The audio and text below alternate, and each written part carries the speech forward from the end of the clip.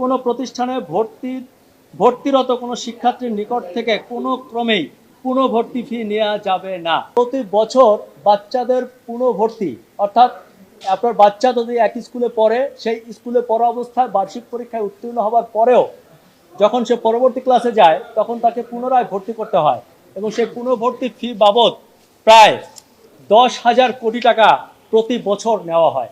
আপনারা জানেন যে বাংলাদেশের অধিকাংশ মানুষ মধ্যবিত্ত, নিম্ন মধ্যবিত্ত এবং তাদের সবার আবেগের জায়গা হচ্ছে সন্তান।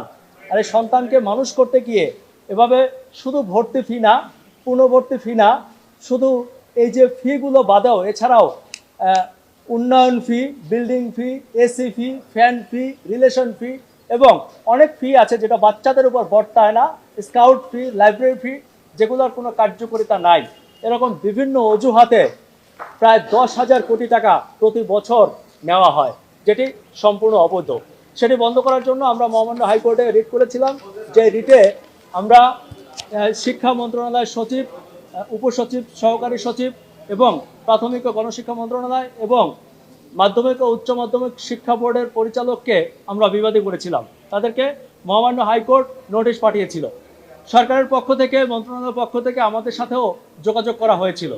আমরা আপনাদেরকে জানাতে চাই যে আমরা রিটে যা যা চেয়েছিলাম সেটি সরকার একটি প্রজ্ঞাপন আকারে দিয়েছে, যেটি আমরা গতকালকে হাতে পেয়েছি।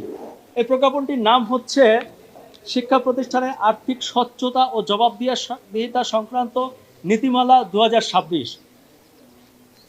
এখানে 11 পৃষ্ঠার এই প্রজ্ঞাপনে বিস্তারিত রয়েছে একটা প্রতিষ্ঠান কিভাবে চলবে, কিভাবে কমিটি হবে, শিক্ষকদের বেতন কেমন হবে, শিক্ষকরা কি কি খাতে টাকা নিতে পারবেন, কি কি খাতে ব্যয় করতে পারবেন, এটি স্পষ্ট নীতিমালা দেওয়া আছে।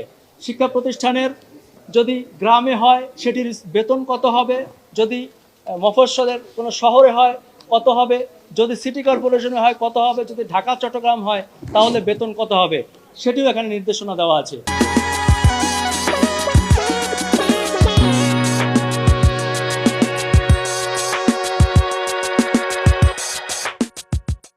শুধু তাই না, আপনাদেরকে একটু যদি একটা লাইন পড়ে শোনাই।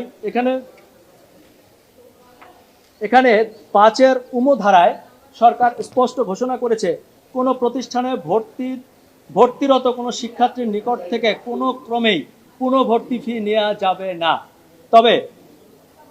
তবে টিউশন ফি নীতিমালা অনুযায়ী টিউশন ফি গ্রহণ করা যাবে। এই টিউশন ফি বলতে বোঝানো হয়েছে প্রতি মাসে আমরা যে বেতনটি দেই। আমাকে অনেক